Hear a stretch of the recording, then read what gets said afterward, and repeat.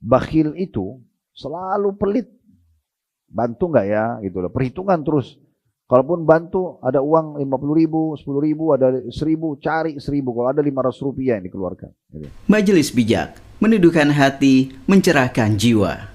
Seperti biasa, bila Allah Azza wa Jalla mudahkan, kita akan melanjutkan bedah buku Dr. Ahmad Mustafa Mutawalli, hafidhahullah, dengan terjemahan kunci sukses di alam kubur.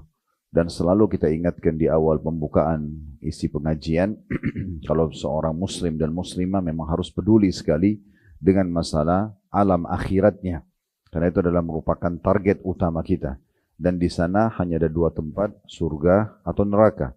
Surga tempat dengan kenikmatan abadi bagi orang yang selama di dunia selalu patuh, tunduk kepada hukum-hukum Allah Subhanahu wa taala, menjalankan perintah dan juga meninggalkan larangan, serta kalau memiliki pelanggaran bertaubat kepada Allah. Dan neraka bagi para pembangkang yang terus-menerus dengan kekufuran, dengan kemunafikan, dengan pelanggaran-pelanggaran tanpa kembali kepada Allah Subhanahu wa taala. Awal mula perjalanan menuju ke akhirat yaitu alam kubur. Siapa yang selamat di alam kubur, maka dia akan selamat nanti di akhirat sana. Siapa yang celaka di alam kubur, maka sangat kecil kemungkinan dia bisa selamat di alam selanjutannya atau di jalan menuju ke surga dan juga selamat dari api neraka. Oleh karena itu buku ini sangat menarik. Kalau kita bedah, karena dia atau Dr. Ahmad menyusun kunci sukses di alam kubur. Bagaimana kita berhasil di alam kubur itu yang nanti akhirnya memuluskan juga perjalanan kita di akhirat sana menuju ke surga Allah Subhanahu wa taala. Kita sudah bahas pada pertemuan yang lalu yaitu membaca Al-Qur'an di poin nomor 13 dan kita akan lanjutkan sekarang poin ke-14, kunci sukses yang ke-14 untuk selamat dari siksa kubur, yaitu masalah sedekah. Mungkin poin ini tidak asing bagi kita, sering kali kita dengar dari kecil sedekah, berbagi dengan orang dan seterusnya. Cuma pertanyaannya adalah seorang muslim ya, dia harus memahami atau apakah dia sudah memahami bahwasanya kita harusnya tamak dengan rahmat Allah. Apakah Anda semua sudah faham bahwasanya kita seharusnya tamak dengan rahmat Allah, tamak untuk selalu mengerjakan perintah-perintah Allah. Walaupun sudah mengerjakan sholat misalnya, 5 waktu yang wajib, selama masih ada peluang untuk menambah pahala di sholat-sholat itu, maka seorang mukmin dan mukminah tamak. Dia selalu ingin mendapatkan pahala. Sebagai contoh misalnya dengan mengajak orang lain sholat, misal, atau dia menyempurnakan dengan sholat-sholat sunnah yang lainnya. Kalaupun dia sudah coba mengerjakan dengan sempurna, sholat wajibnya misal, dengan tepat waktu, tepat gerakan, tepat juga bacaannya, juga sudah mengajak orang lain, serta telah menyempurnakan sholat wajib dengan sholat-sholat sunnahnya, artinya sunnah rawatib, qobliyah dan ba'diyah sudah dikerjakan, sholat qiyamul lail, sholat haji sudah dikerjakan, sholat wudu, taubat, dan segala macam sholat-sholat sunnah sudah dikerjakan, maka tetap juga dia tamak agar dia bisa istiqomah, konsisten dalam menjaga ibadah tersebut sampai ajal datang. Maka ini hal yang sangat ditekankan dalam agama. Sehingga kalau kita selalu memunculkan rasa tamak kita agar selalu mau mengerjakan ibadah dan tidak pernah puas dengan apa yang kita kerjakan, selalu berusaha selama ada peluang. Bahkan dari satu ibadah ke ibadah yang lain. Kayak tadi habis sholat terus kita duduk di majelis ilmu. Nanti habis majelis ilmu ini apalagi nih? Sambil menuju ke rumah misalnya ibu-ibu pulang ke rumah sambil berzikir kepada Allah, sambil muraja Al-Quran, sambil mendengarkan lagi ceramah di kendaraannya misalnya. Atau dia silaturahim keluarga, intinya dari kebaikan kepada kebaikan yang lain. Dia tidak akan pernah puas sampai hembusan nafas terakhir. Ini harusnya menjadi satu program penting. Sebagaimana kita sangat pelit dengan semua jenis pelanggaran, apapun itu. Jangankan bicara yang haram, yang makruh saja kita akan menjauh darinya. Makruh, minum berdiri, makan berdiri misalnya, kita tinggalkan. Seseorang yang meninggalkan yang makruh, maka yang haram akan jauh ditinggalkan. Dan kita harus pelit sekali dengan itu. Setiap kali ada pelanggaran agama, terbuka pintunya, enggak, saya enggak mau. Selesai. Kita harus menahan diri. Nah, ini konsep dasarnya, ya, supaya kita selama hidup di dunia ini selalu terisi dengan hal-hal kebaikan. Nah, seperti contohnya bahasan kita pada hari ini sedekah. Saya udah kok Ustaz, kalau ada kotak amal saya sedekah. Oke, berapa jumlah yang Anda sudah sedekahkan di jalan Allah? Bukan antara Anda dengan kotak masjid, kotak amal masjid, bukan antara Anda dengan yayasan, tapi antara Anda dengan Allah Subhanahu wa taala. Sudah berapa banyak yang kita keluarkan? Dan apakah kita masih perhitungan di jalan Allah? Sementara Allah menjanjikan siapapun yang berkorban di jalannya, diantaranya sedekah, innallaha yarzuqu may yasha' bighairi hisab. Allah akan memberikan rezeki dan balasan tanpa ada batasannya. Kalau kita masih hitung-hitungan di jalan Allah Subhanahu wa taala, berarti Allah pun akan hitung-hitung dengan kita. Begitu yang Nabi SAW ingatkan kepada para sahabat beliau. Ya, seperti misalnya bersabda beliau kepada Asma binti Abi Bakar radhiyallahu anhuma. Asma anaknya Abu Bakar, seorang sahabat yang mulia. Kata Nabi SAW, la tuki fayukillahu alaiki. Jangan pernah kau hitung-hitung dengan Allah, maka Allah juga akan hitung-hitung denganmu. Jadi memang kita harus ya bagaimana menggerakkan diri kita dalam sedekah ini, selalu berusaha meningkatkan kualitas dan kuantitasnya. Kualitasnya misalnya selama ini kita hanya bersedekah dengan uang ya yang sudah lecek, uang tua, atau kita tidak pedulilah mau yang kita keluarkan itu kualitasnya bagus atau tidak. Nah, seperti makanan misalnya, walaupun bekas mungkin kita berbagi, daripada rusak kita bagi kepada orang. Sekarang kita tingkatkan kualitasnya. Apa yang saya makan, bahkan sebelum saya suapkan ke mulut saya akan berikan di jalan Allah Subhanahu wa taala yang nilainya sama, jumlahnya sama, kualitasnya sama misalnya. Nah, seperti itu. Begitu juga dengan kuantitasnya, jumlahnya. Kalau hari ini kita selalu sedekah di kotak amal 5.000, 10.000 rupiah, sekarang saya akan tingkatkan antara saya sama Allah. Saya akan tingkatkan 20.000, 30.000, 100.000, 1 juta. Karena tidak akan mungkin kita melakukan satu pengorbanan yang besar tanpa pengorbanan yang kecil. Tidak akan mungkin kita mau sedekah dengan 1 juta rupiah, kecuali kita sudah mulai meningkatkan step by step, ya, tahapan demi tahapan. Misalnya dari 10.000 ke 50.000, ke 100.000, ke 200.000, baru kita pindah nanti hati kita lapang untuk mengerjakan hal yang lebih besar. Dan beruntunglah orang yang memahami masalah ini, sehingga dia tidak selalu stuck atau bertahan di satu titik, satu jenis ibadah dengan kualitas yang sama dan kuantitas yang sama. Tapi bagaimana dia tingkatkan semua itu. Nah, ini yang kita maksudkan sebenarnya teman-teman sekalian. Karena terlalu banyak di pengajian dibahas oleh para ustadz, para kiai, para tokoh-tokoh agama, sedekahlah, beginilah, begitulah, didengar. Oh ya, udah pada saat itu diinfakkan, disedekahkan, habis itu berhenti. Tidak ada istiqomahnya, tidak ada evaluasi diri, ya, introspeksi diri, apakah saya perlu tingkatkan atau tidak. Sementara tadi sudah kami sampaikan kaidah dasarnya, seorang mukmin harus tamak dengan rahmat Allah, tamak dengan amal ibadah. Jangan pernah puas dengan apa yang sudah kita lakukan. Kalau selama ini Anda hadir majelis ilmu sepekan sekali misalnya, sekarang harus ditingkatkan. Seminggu 2 kali misalnya. Kalau sudah berjalan seminggu 3 kali, seminggu 4 kali. Saya pernah bahasakan Imam Nawawi rahimahullah sampai menjadi ulama besar. Itu beliau 1 hari 13 guru, 13 kitab yang dibahas. Jadi maksimal. Sehingga betul-betul tersibukkan dengan amal-amal soleh. Karena keadaan kita, kalau bukan kita sibukkan dengan amal soleh, kita akan sibuk dengan hal yang sia-sia. Atau misalnya kita dengan maksiat, gitu kan. Oleh karena itu kita harus menyelamatkan diri kita, teman-teman sekalian, sebelum terlambat. Jadi tamaklah selalu dengan ibadah, selalu ingin mengerjakan yang lebih baik, selalu ingin meningkatkan kualitasnya, selalu ingin meningkatkan kuantitas, jumlah, tapi yang bisa ditingkatkan kuantitasnya. Karena seperti sholat duhur 4 rakaat, nggak mungkin walaupun kita semangat kita mau sholat 8 rakaat. Tapi kita tingkatkan kualitasnya. Tapi kalau kayak sedekah, mengkhatam Al-Quran, misalnya silaturahim keluarga, ini kita bisa tingkatkan kuantitasnya secara jumlah, volumenya kita bisa tingkatkan. Jadi jangan pernah puas. Dan salah satu trik yang menarik adalah kita melihat orang yang lebih baik daripada kita. Misal ada orang yang lebih baik silaturahimnya, orang lebih baik, lebih rajin hadirin majelis ilmunya, lebih baik sholat malamnya, lebih baik tutup auratnya. Nah, kita lihat orang-orang seperti ini supaya kita tidak merasa puas dengan apa yang kita lakukan. Karena ada sebagian orang dia bodoh gitu ya. Maaf saya bahasakan ini. Jadi kalau ditanya, kenapa kamu nggak sholat? Sehari cuma 2 kali sholat duhur sama asar misalnya. Yang lain nggak sholat. Ya saya lebih baik daripada teman saya nggak sholat sama sekali. Jadi yang dilihat orang yang lebih buruk, maka tidak akan pernah meningkat. Tapi kalau dia lihat orang yang selalu sholat 5 waktu, bahkan tepat waktu, bahkan di masjid kalau perlu, misalnya kalau laki-laki, maka ini akan dia terpicu untuk itu. Kalau kita kuliah di kampus atau kita sekolah di sekolah, patokan kita adalah anak-anak yang malas, atau yang penting lulus lah, mau nilainya pas-pasan tidak masalah. Maka kita akan mirip dengan mereka atau kita akan bisa lebih rendah dari mereka. Tapi kalau patokan kita orang yang juara 1, itu yang menjadi contoh kita dan kita kejar, kita tidak akan jauh dari dia. Nah, ini sebuah kaidah-kaidah dasar yang harusnya kita jadikan sebagai prinsip kita. Jadi setiap kali dengar ceramah, teman-teman sekalian, bukan hanya sekedar mendengar, oh saya pernah dengar, oh saya sudah tahu, hanya sebatas itu saja.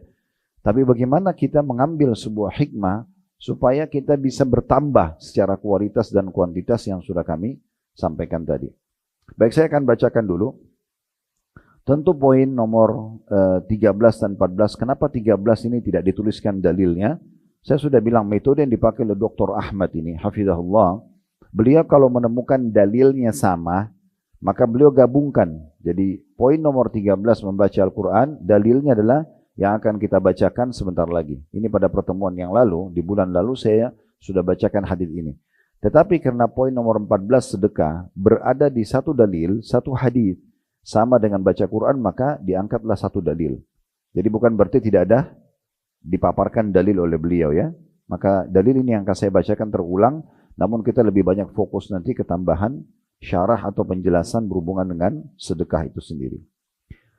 Di halaman 36 di poin nomor 14, kunci sukses selamat dari kubur, yaitu sedekah sebagaimana disebutkan dalam riwayat At-Tabarani, di mana Nabi SAW bersabda, yu'tar rajulu fi qabrihi fa'idha utiya min qibali ra'sihi dafa'athu tilawatul Qur'an, wa idha utiya min qibali yadayhi dafa'athu sadaqah, wa idha utiya min qibali rijlaihi dafa'athu masyuhu ilal masajid.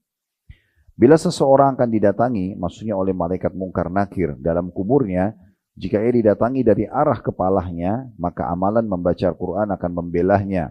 Maksudnya memang orang ini aman karena dia selalu membaca Al-Quran. Jika didatangi oleh malaikat mungkar nakir dari depannya, maka amalan sedekah membelahnya. Ini jadi saksi bahasan kita. Jika dia didatangi dari arah kedua kakinya, maka berjalannya ke masjid yang akan membelahnya.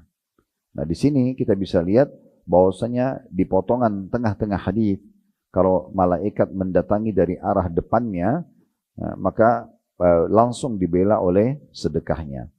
Nah dari hadis ini kita ambil pelajaran dulu. Yang pertama, pentingnya seseorang peduli dan mengimani, ya, meyakini tentang adanya kehidupan di kubur. Ya. Dan jangan pernah terpengaruh dengan orang yang menganggap, oh tidak ada kok kehidupan di kuburan, seperti umumnya orang-orang kafir. Ya. Kita sangat yakin kita akan meninggal satu waktu, sebagaimana banyak manusia-manusia sebelum kita sudah dikafani, dimasukkan di geranda, dipikul, kemudian dimasukkan dalam kuburan, kita pun akan sama. Dan salah satu cara efektif sekali untuk menaikkan iman kita dan bahkan membuat kita istiqomah, sering ziarah kubur. Datang ke kubur sejenak, selain ucapin salam, renungi, lihat gundukan tanah itu dan batu nisan. Kalau di bawah batu nisan itu tanah, gundukan tanah itu walaupun kita tidak kenal, ada manusia seperti kita. Mungkin lebih cantik, lebih gagah, lebih pintar, lebih kaya, lebih segala macam, tapi mereka sudah meninggal dunia. Dan mereka akan dipertemukan nanti dengan Tuhannya Allah Subhanahu wa taala hari kiamat dan akan diminta pertanggungjawabannya. Nah, sebagaimana kita juga akan seperti itu. Sehebat apapun kita jaga kesehatan kita, makanannya sudah sehat, olahraga optimal, misalnya hidup di lingkungan yang udaranya asri, tetap aja kalau ajal datang kan meninggal dunia. Maka kita harus punya persiapan untuk semua itu. Dan cerdas orang yang memikirkan masalah ini. Ini pelajaran pertama. Karena sini dikatakan yu'tar rajulu fi qabrihi, akan didatangi seseorang dalam kuburnya. Artinya akan ada kehidupan di kuburan. Dan bagaimana banyak riwayat yang sudah kita sampaikan dari awal bedah buku ini, Nabi SAW pernah lewat kuburan, kemudian mengatakan live langsung ya, sesungguhnya dua penghuni kuburan ini sedang disiksa sekarang. Yang satunya karena tidak cebok pada saat kencing, yang satu suka menyebarkan adu domba, dan yang satu tidak cebok pada saat kencing. Dan itu banyak dianggap remeh oleh orang. Nabi SAW juga pernah melewati kuburan, lalu meminta pelepah kurma, lalu menancapkan di dua kuburan, lalu mengatakan berharap agar kuburan ini, ya, siksaan untuk mereka akan lebih ringan selama daun ini belum kering atau pelepah kurma ini belum kering. Nah begitu juga dengan Nabi SAW pernah melewati suara terdengar sangat keras, dan para sahabat pun Allah perdengarkan sebagian mereka pada saat itu. Lalu kata Nabi SAW, itu adalah suara orang-orang Yahudi yang sedang disiksa di kuburan. Dan sekian banyak dalil-dalil yang berhubungan dengan masalah ini. Pelajaran kedua yang bisa diambil adalah pentingnya orang selalu membaca Al-Quran. Dan ini sudah panjang lebar kita bahas pada pertemuan yang lalu. Selalu kita baca Al-Quran. Tidak boleh lewat satu hari kecuali baca Al-Quran. Dan saya sudah berbagi pada pertemuan yang lalu ya, ada aplikasi namanya Nakhtim.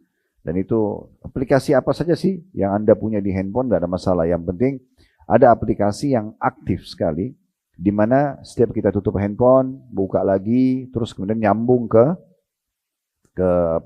lanjutan bacaan Quran kita supaya kita mengkhatamnya, gitu ya. Baca aja terus. Karena Al-Quran itu saya ingatkan kembali, Ya, yang pertama haknya adalah kita baca. Ngerti nggak ngerti baca aja. Nggak masalah, biar nggak ngerti artinya baca khatam. Berurut dari surah nomor 1 Al-Fatihah, Al-Baqarah nomor 2, Al-Imran nomor 3, An-Nisa nomor 4, Al-Ma'idah, Al-An'am. Terus begitu sampai surah nomor 114 An-Nas. Ulangi lagi. Ngerti nggak masalah. Setiap hurufnya dikasih 10 pahala. Yang kedua haknya adalah tadabbur. Nah, tadabbur ini artinya merenungi makna-maknanya. Nah, di sini kalau tadabbur ya tidak harus berurut. Tidak harus dari Al-Fatihah, Al-Baqarah, Al-Imran, tidak harus berurut. Boleh Bapak Ibu, Bapak-bapak mungkin saya sapa yang hadir di online tentunya, boleh kita memilih surah yang paling kita ingin ketahui. Dan maksimal 10-20 ayat per hari. Tidak usah banyak-banyak supaya kita bisa renungi maknanya. Misal ibu-ibu mau belajar, oh ada nggak tentang wanita dalam Al-Quran? Ada, surah An-Nisa, tentang wanita. Mulai dari surah An-Nisa. Mulai dari ayat 1 sampai ayat 10. Baca ayatnya, baca terjemahannya. Kalau ada sebab turunnya ayat, ada pendapat ulama tafsir dibaca. Nah itu 10 ayat aja per hari. Ini namanya tadabbur. Ya. Dan ini sekali lagi tidak harus berurut. Gitu ya. Bisa pilih dari surah-surah yang kita paling suka. Nah bisa juga kita sempurnakan ini dengan mendengar. Kalau Anda punya mobil misalnya, di mobil Anda fokus nih. Saya sekarang mau dengar Al-Baqarah. Ya udah Al-Baqarah dengan terjemahannya. Ya. Saya selalu sarankan orang-orang kita, Bapak Ibu sekalian, dengar tilawah Al-Quran dengan terjemahan. Kita nggak ngerti artinya. Supaya tahu sampai ke hati nanti, oh Allah berfirman begini ya. Sampai meresap dalam hati karena tadabbur ini harus memahami maknanya. Oleh karena itu selalu dengan terjemahan. Nggak bisa di mobil, saya nggak mobil, saya pakai motor Ustaz. Di handphone sekarang bisa download atau langsung ketik di YouTube. Tilawah surah Al-Baqarah, Syekh siapa dengan terjemahan. Ada nanti keluar, nanti akan ada terjemahannya. Sangat mudah dia. 10 ayat aja per hari. Yang ketiga menghafalnya. Nah menghafal ayat-ayat Al-Quran ini juga sama metodenya. 10 ayat aja per hari. Maksimal itu. Ya. Kalau 10 ayat per hari berarti Bapak Ibu bisa hafal 2 ayat per habis sholat. 2 ayat di subuh, 2 ayat di duhur, 2 ayat di asar, 2 ayat di maghrib, 2 ayat di isya. Sehari 10 ayat. Itu hafalan. Lalu dipakai dalam sholat. Dipakai kalau ibu-ibu lagi belanja, lagi masak, lantunkan Al-Quran. Gitu kan? Jadi kita ulangi. 1 hari 10 ayat. Kalau kali 1 bulan, ya, 30 hari berarti Anda sudah punya 300 ayat. Kali 1 tahun, 12 bulan, berarti Anda punya 3.600 ayat Al-Quran. Itu sudah lebih dari 15 juz yang dihafal. Asal mau saja gitu ya. Mulai menghafal. Bisikan syaitan yang mengatakan ayat Al-Quran panjang nanti takut saya lupa, itu was-was. Nggak ada urusannya dengan lupa. Imam Haram aja hafal dari kecil bisa lupa. Tapi orang lupa 1-2 ayat sambungannya. Nggak ada orang lupa semuanya kecuali memang dia ahli maksiat atau memang dia justru jauh dari Al-Quran itu. Yang terakhir, yang keempat, baru mengamalkan isinya. Ya, ini cuma saya reviewkan saja. Pada pertemuan lalu sudah kita jelaskan masalah ini. Kemudian pelajaran yang ketiga dari hadis adalah pentingnya seseorang selalu melakukan sedekah, mengeluarkan sedekah. Ya, nanti akan kita jelaskan definisinya sedekah itu apa, kemudian keutamaannya seperti apa perkataan salaf tentang sedekah. Akan kita fokus nanti ya. Tapi ini kita masih mengorek dulu faedah dari hadis yang diangkat oleh penulis. Karena beliau cuma angkat satu hadis itu pun potongan yang jadi saksi bahasan saja. Pelajaran yang keempat, pentingnya seseorang memperbanyak langkah menuju ke masjid, terutama kaum laki-laki. Perempuan pun boleh tentunya ya, tetapi laki-laki lebih dianjurkan. Dan ada sebuah hadis yang dimana Nabi SAW mengatakan, Allah berfirman kepadaku, hai Muhammad, apakah engkau tahu pada perkara apa? Ya orang-orang atau para malaikat berselisih, berdiskusi dan berbicara di alam langit sana. Maka kata Nabi SAW, iya, pada peninggian derajat dan juga pembersihan dosa-dosa. Ya, dan itu terdiri dari salah satunya berwuduk di waktu yang dibenci dan memperbanyak langkah menuju ke masjid. Jadi maksudnya ringan sekali itu, wuduk di waktu dibenci kayak mau tidur, ya. Kalau batal wudhu terus wudhu lagi, kemudian juga memperbanyak langkah ke masjid, itu ringan, amat ringan. Tapi begitu luar biasa cepatnya meninggikan derajat di surga dan membersihkan dosa-dosa. Nah itu yang didiskusikan oleh para malaikat di alam mulia sana, ya, di tempat mereka. Karena mereka ini makhluk Allah yang mulia. Nah, di antaranya adalah masalah tadi memperbanyak langkah menuju ke masjid. Baik, sekarang kita akan masuk ke penjelasan lebih jauh tentang sedekah. Bermula dari definisi dulu. Para ulama berlumba-lumba membahas tentang masalah definisi sedekah. Al-Jurjani rahimahullah berkata, kurang lebih terjemahnya, sedekah adalah sebuah pemberian yang diharapkan ganjarannya dari Allah Subhanahu wa taala. Sebuah pemberian yang diharapkan ganjarannya dari Allah Subhanahu wa taala. Berarti kalau ada di antara kita yang mengeluarkan tidak berharap ganjaran dari Allah, tidak dianggap sedekah. Walaupun jenisnya sama. Misalnya si A mengeluarkan uang 100.000 rupiah, berharap pahala dari Allah. Si B mengeluarkan 100.000, bukan berharap balasan dari Allah. Kayak contoh, minta dipuji oleh manusia, atau berharap nanti satu waktu dia bisa dapat balasan juga dari orang tersebut, misalnya dikasih pekerjaan atau apa. Nah seperti itu. Berarti ini tidak akan diterima kalau yang kedua tadi. Jadi sedekah kalau mau bernilai, menurut Al-Jurjani, sebuah pemberian diberikan dengan berharap ganjaran dari Allah Subhanahu wa taala. Ar-Raghib Al-Asfahani rahimahullah berkata, sedekah adalah harta yang dikeluarkan oleh manusia dengan maksud ibadah. Mirip dengan tadi, cuma beda retorika. Ar-Raghib Al-Asfahani mengatakan, rahimahullah, sedekah adalah harta yang dikeluarkan manusia dengan maksud ibadah. Difokus kepada harta, tapi niatnya untuk pendekatan diri kepada Allah SWT. Seperti zakat, ya. Akan tetapi sedekah itu pada dasarnya, kata beliau, disyariatkan untuk suatu perkara yang disunnahkan, sedangkan zakat untuk suatu yang diwajibkan. Jadi beliau mengatakan lebih kepada maknanya adalah semua yang dikeluarkan di jalan Allah, ya, diniatkan ibadah, maka itu adalah dianggap sedekah. Ya. Baik itu yang wajib zakat ataupun selain daripada zakat. Imam Nawawi rahimahullah menyebutkan, disebut dengan sedekah adalah karena ia merupakan sebuah bukti atas kepercayaan pelakunya. Kan sedekah itu dari huruf shad, dal, dan qaf, ya. Tepatnya dari kata-kata as-sidq. Sidq itu seperti jujur gitu ya. Kenapa? Karena memang itu orang yang bersedekah di jalan Allah. Karena Allah itu berarti hasil ujian dari iman dia. Karena untuk mengeluarkan sesuatu yang kita sukai di jalan Allah, itu kan ujian iman kita. Makanya sahabat Nabi Abdullah bin Umar radhiyallahu anhu ini luar biasa. Beliau kalau suka satu benda, beliau jadikan itu wakaf di jalan Allah. Apapun nih, kalau beliau sudah suka, beliau sedekahin di jalan Allah sebagai bentuk ya ketulusan dia dan penghambaan dia kepada Allah Subhanahu wa taala. Maka Imam Nawawi mengatakan rahimahullah, disebut sebagai sedekah adalah karena ia merupakan sebuah bukti atas kepercayaan pelakunya, kebenaran keimanannya, baik lahir maupun batin. Maka sedekah itu adalah keyakinan dan kebenaran iman. Ya, saya ulangi, An-Nawawi mengatakan disebut dengan sedekah atau disebut sebagai sedekah adalah karena ia merupakan sebuah bukti atas kepercayaan pelakunya. Karena dia percaya ini perintah Allah, ada balasannya, maka dia lakukan. Kebenaran keimanannya, baik lahir maupun batin. Maka sedekah itu adalah keyakinan dan kebenaran iman. Ini pendapat-pendapat para ulama berhubungan dengan sedekah. Jadi sekali lagi Imam Nawawi mengatakan rahimahullah, disebut sebagai sedekah adalah karena ia merupakan bukti atas kepercayaan pelakunya, kebenaran keimanannya, baik lahir maupun batin. Maka sedekah itu adalah keyakinan dan kebenaran iman. Sekarang kita masuk ke statement para ulama berhubungan dengan masalah sedekah. Yang pertama, perkataan Yahya bin Mu'adz rahimahullah, tidaklah aku mengetahui sebuah biji yang mengimbangi gunung-gunung dunia kecuali sedekah. Maksudnya dalam bentuk balasan.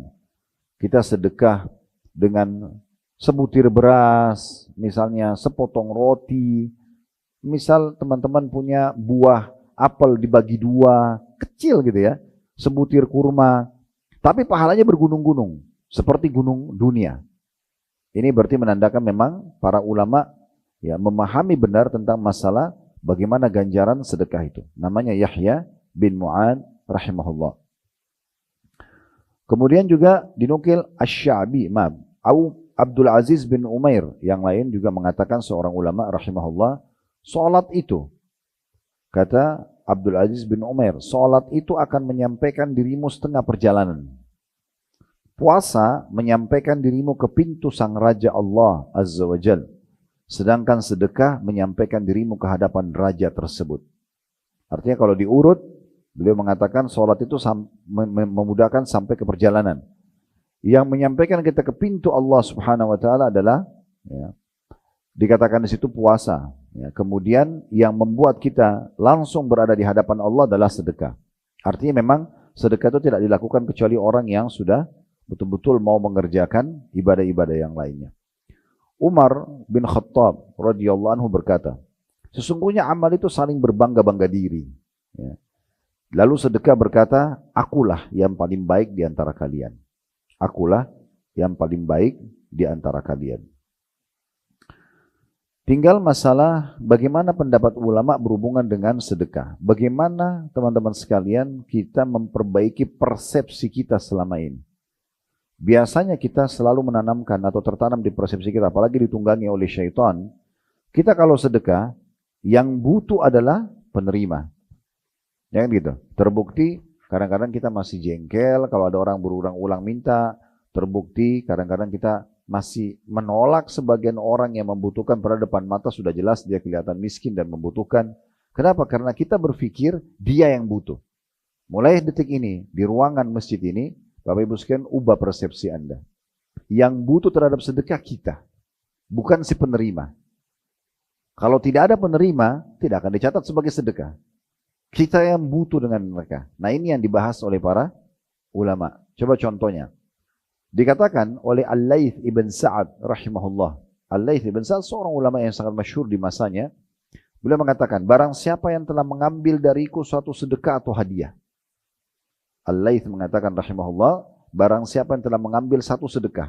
Kalau misalnya saya mau keluarin hadiah baju, makanan, uang, lalu ada yang mengambil dariku, dia mau terima itu, maka hak dirinya atas diriku lebih besar daripada hak diriku atas dirinya.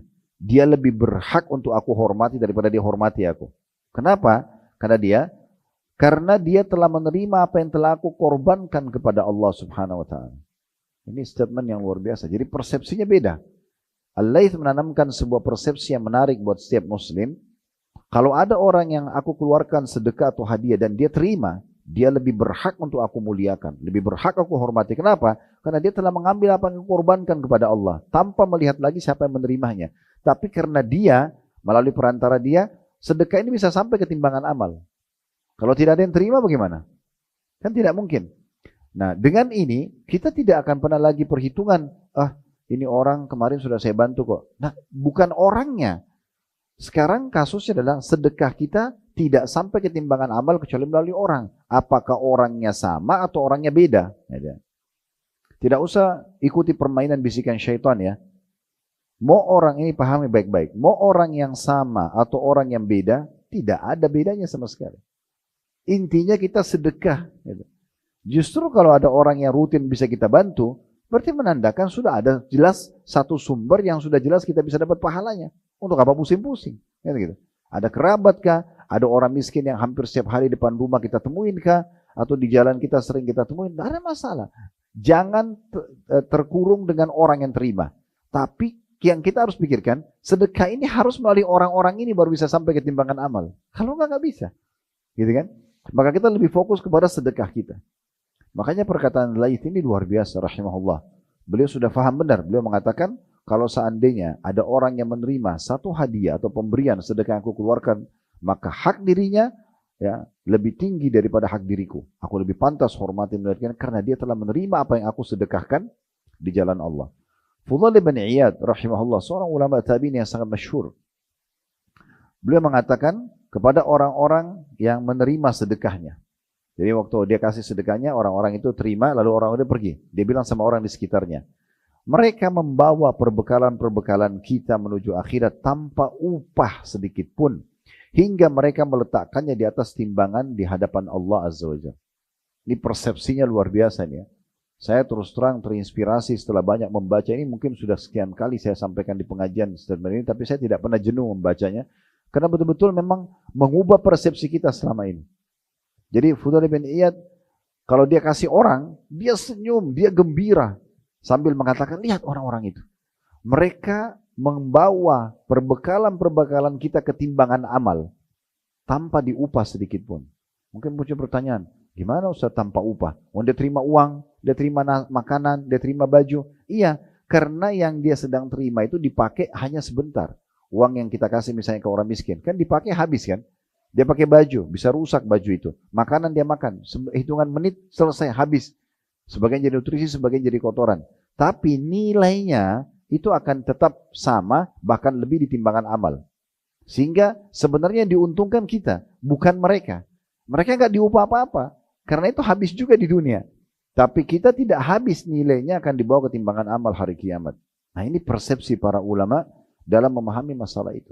Karena mereka ini membawa berbekalan-berbekalan kita ke timbangan amal hari kiamat tanpa upah sedikit pun. Nilainya tetap akan kita dapat. Kita keluarin 1 juta ke orang miskin. Anggap dia pakai untuk kebutuhan dia, obati anaknya, segala bayar utangnya, habis tuh. Tapi nilai 1 juta tuh melalui dia lah dibawa ke timbangan amal. Dan bukan 1 juta nanti nilainya. Karena Allah kalau membalas, innallaha yarzuqu man yasha' bighairi hisab. Allah kalau sudah balas tanpa ada batasannya. Bahkan Asy-Syu'bi rahimahullah lebih tegas lagi dalam masalah statement seperti ini. Beliau mengatakan, barang siapa yang tidak memperlihatkan bahwa dirinya lebih butuh kepada ganjaran sedekah daripada seorang fakir yang butuh kepada sedekah, maka dia telah membatalkan sedekahnya dan telah memukul wajahnya sendiri dengannya. Ya. Jadi kalau ada, kata Asy-Syu'bi rahimahullah, kalau ada orang, seakan-akan ada orang miskin lewat, sudah, kayak nggak butuh gitu ya. Dia menunjukkan seperti itu. Kalau ada orang, kata beliau, yang tidak memperlihatkan bahwa dirinya lebih butuh kepada ganjaran sedekah, padahal melalui orang ini, dia bisa dibawa timbangan amal gitu kan. Dan bisa saja itu amal terakhir. Mungkin berapa langkah setelah itu dia meninggal dunia. Itu amal terakhirnya. Barang siapa yang tidak memperlihatkan bahwa dirinya lebih butuh kepada ganjaran sedekah daripada seorang fakir yang butuh kepada sedekah, maka dia telah membatalkan sedekahnya dan telah memukul wajahnya sendiri dengannya. Kemudian Abu Hatim berkata rahimahullah, bakhil itu selalu pelit. Bantu nggak ya? Gitu loh. Perhitungan terus. Kalaupun bantu ada uang 50.000, 10.000, ada 1.000, cari 1.000. Kalau ada 500 rupiah yang dikeluarkan. Bakhil itu adalah sebuah pohon di neraka. Sedangkan ranting-rantingnya ada di dunia. Barang siapa yang bergelantungan pada salah satu dari ranting-ranting bakhil itu, maka niscaya dia atau ia akan menjerumuskannya ke dalam neraka. Sementara kedermawanan itu adalah sebuah pohon di surga, di mana ranting-rantingnya berada di dunia. Dan barang siapa yang bergelantungan pada satu ranting-rantingnya itu, niscaya ia akan membawanya ke surga, dan surga adalah tempatnya orang-orang dermawan. Tempatnya orang-orang dermawan. Sebagian salafus saleh bahkan kalau melihat orang-orang miskin datang kepada mereka, maka mereka tersenyum lebar seraya mengatakan, selamat datang wahai orang-orang yang hadir ya, untuk membawa perbekalan kami kepada Rabb kami. Jadi begitu mereka memandangnya gitu ya. Mereka memandang dengan pandangan yang berbeda. Selama ini persepsi yang seperti yang sebagaimana banyak orang yang persepsinya berbeda. Mereka selalu perhitungan ya, makanya setiap lewat orang miskin, lewat kotak amal, udahlah nanti aja, enggak usah. Seakan-akan kotak amal dan orang miskin itu yang butuh. Nanti kalau kita meninggal teman-teman sekalian, kita berharap sekali bagaimana kita bisa mengeluarkan semua harta kita itu, ya. Jadi kita harus hati-hati sekali. Coba buka surah Al-Munafikun untuk memperkuat bahasan kita ini di akhir ayatnya itu ya.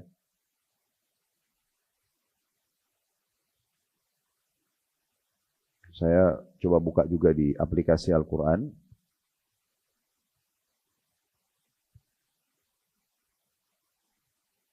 Surah nomor 63 ya.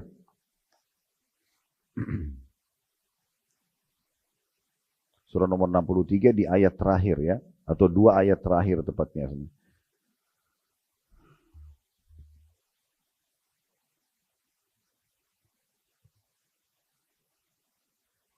Ayat 10-nya ya.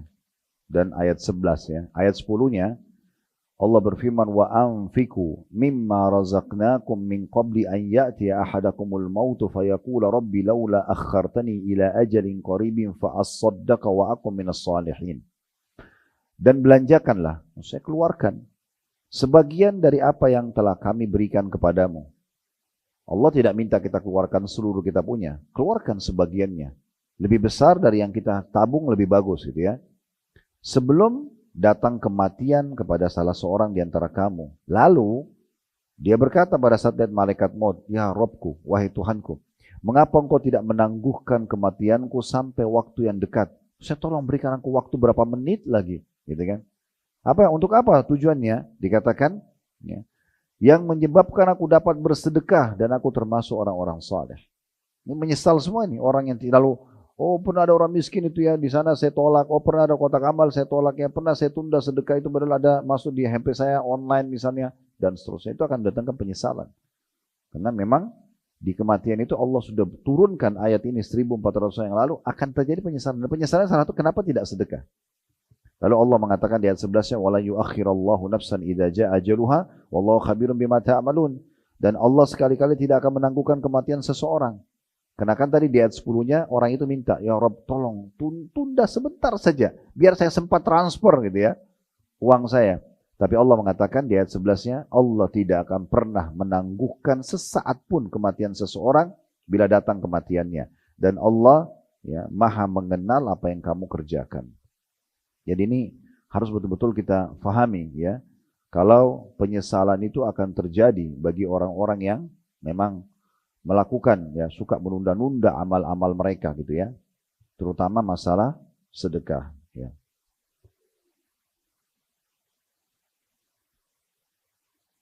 Kemudian kita coba lihat surah Muhammad di ayat terakhirnya, surah nomor 47 ayat 38.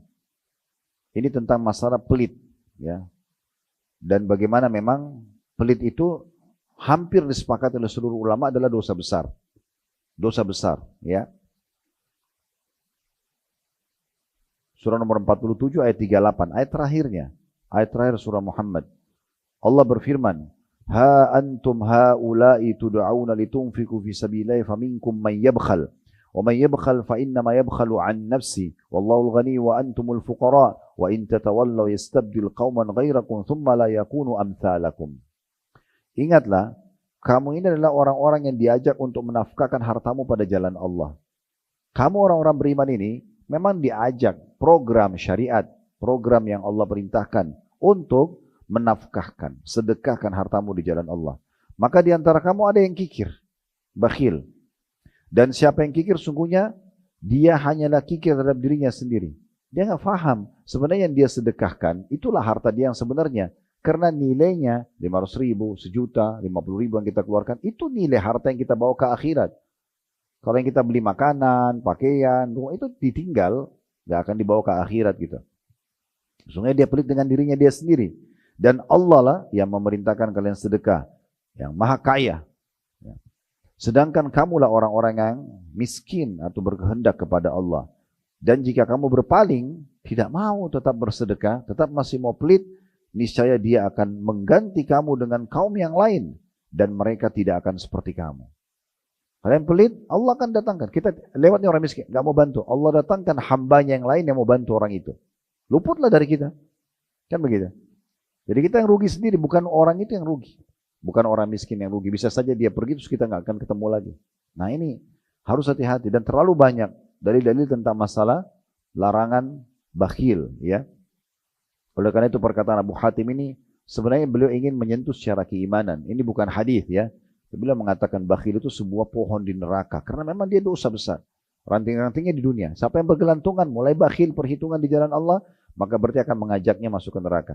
Dermawan suka memberi pohon di surga. Ranting-rantingnya di dunia. Siapa yang bergelantungan mulai dia dermawan, mulai dari hal yang kecil aja enggak apa-apa, terus-menerus nanti dia tingkatkan kualitas dan kuantitasnya. Nah, nanti dia akan membawanya ke surga. Terakhir perkataan Ali radhiyallahu anhu, statement yang menarik juga tentang bagaimana kita harus memahami kalau kita dititipkan amanah harta oleh Allah. Kata beliau, barang siapa yang telah diberikan suatu harta oleh Allah, uang benda, transport, kendaraan, rumah, dan seterusnya.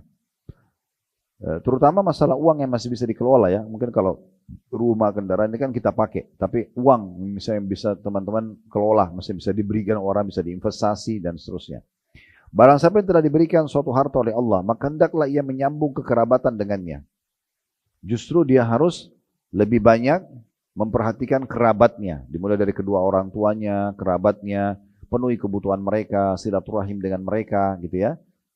Ini banyak orang justru waktu dia miskin mungkin dia masih kontek-kontekan sama keluarganya. Begitu kaya, udah nggak pernah kelihatan. Ya, nggak pernah hadir dalam kehidupan kerabatnya. Mau kerabatnya sakit, butuh bantuan, nggak pernah dia hadir di situ. Nah, di sini Ali mengatakan, kalau mau mendapatkan kemuliaan dari harta itu, lakukan ini. Yang pertama, ya, menyambung kekerabatan dengan harta itu. Makin bagus, ya.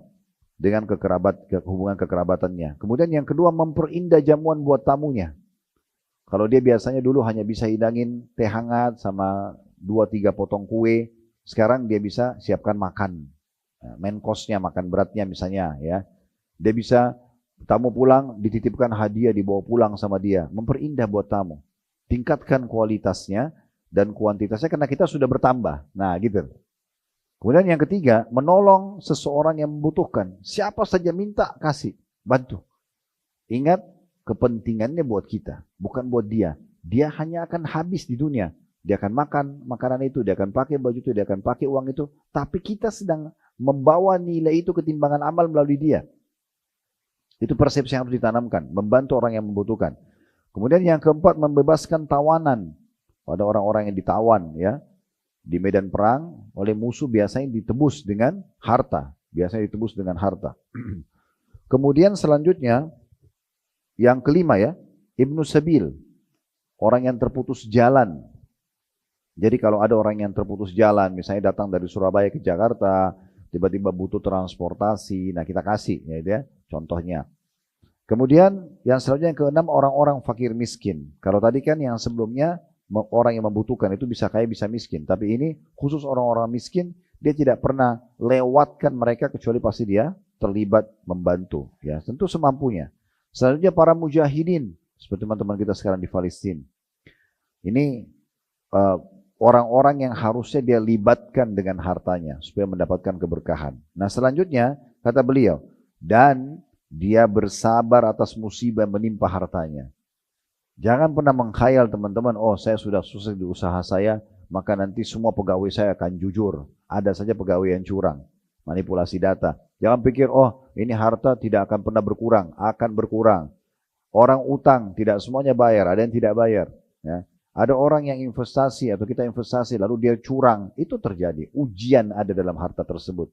Maka kata Ali, dia bersabar dengan ujian yang menimpa hartanya. Karena pasti ada itu, ya. Lalu kata Ali, kata beliau, karena dengan perkara-perkara inilah, memperbaiki hubungan kekerabatan, memperindah jamuan buat tamu, kemudian membantu orang-orang yang membutuhkan, kemudian membebaskan tawanan, membantu Ibnu Sabil, orang fakir miskin, para mujahidin, dan juga bersabar dia ujian-ujian datang kepada harta tersebut. Dengan perkara-perkara inilah, dia memperoleh kemuliaan dunia dan juga akhirat. Kemuliaan dunia dan juga akhirat. Sekarang kita masuk ke manifestasi ya atau faedahnya. Apa yang kita dapatkan kalau kita sedekah? Tadi itu statement para ulama ya. Bermula dari sedekah sendiri itu adalah ibadah.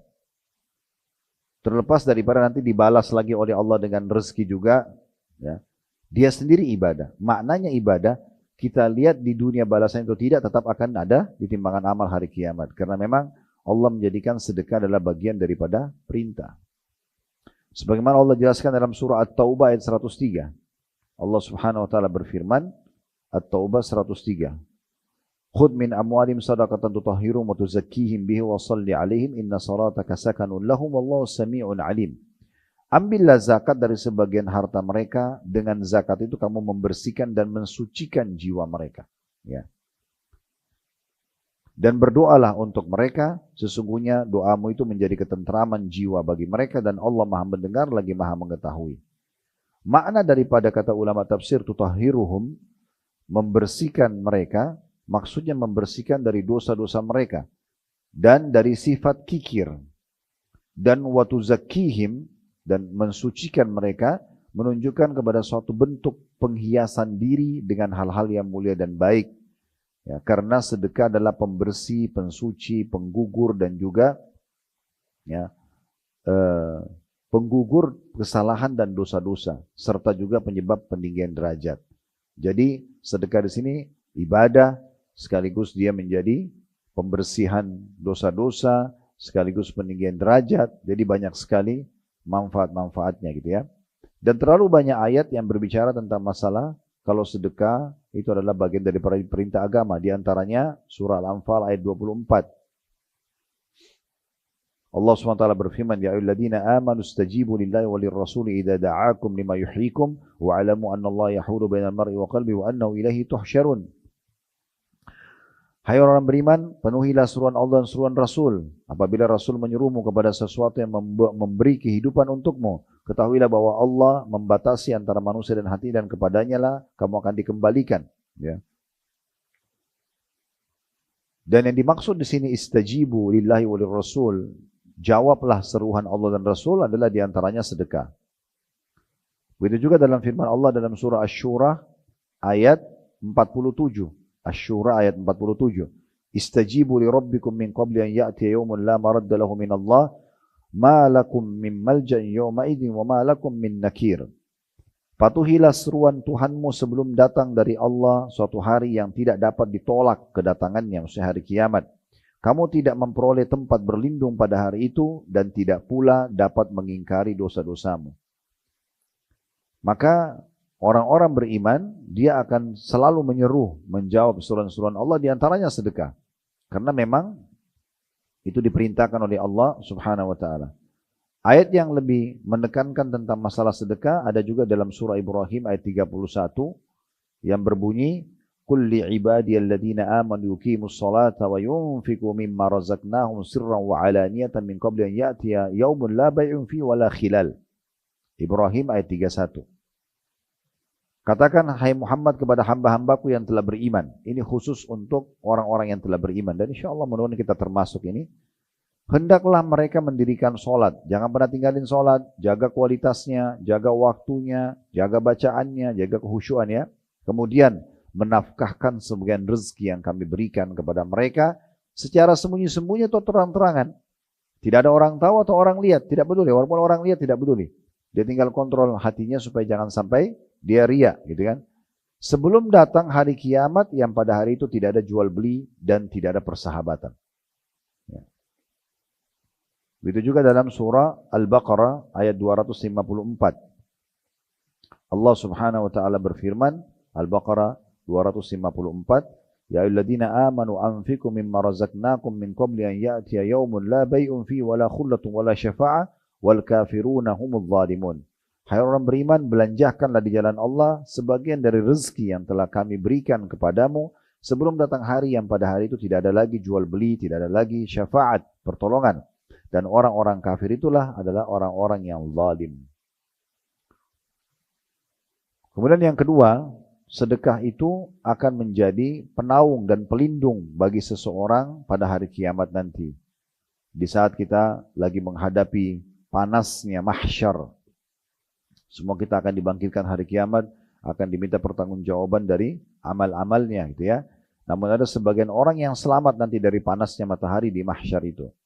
Dan supaya untuk lebih jelas ya tentang masalah dahsyatnya ya keadaan di mahsyar pada saat itu, kita bisa dengarkan hadis Nabi sallallahu alaihi wasallam diriwayatkan oleh Imam Bukhari. Ya'rakun nasu yawmal qiyamati hatta yadhhabu 'arakuhum fil ardi 70 dhira'an wa yuljimuhum hatta yabluga adhanahum. Pada hari kiamat nanti manusia akan keringat karena panasnya hingga mengalir 70 hasta ya, dan akan menenggelamkan mereka hingga mencapai telinga mereka. Ibnu Hajar rahimahullah dalam Fathul Bari pada saat menjelaskan makna hadis ini tentang masalah bagaimana nanti hari kiamat orang kepanasan dan akan tenggelam dengan keringatnya sendiri. Beliau mengatakan, barang siapa memperhatikan kondisi tersebut niscaya ia akan mengetahui betapa besarnya kegoncangan pada hari itu, di mana neraka mengelilingi tanah padang mahsyar dan matahari didekatkan sekitar 1 mil jaraknya dari kepala manusia.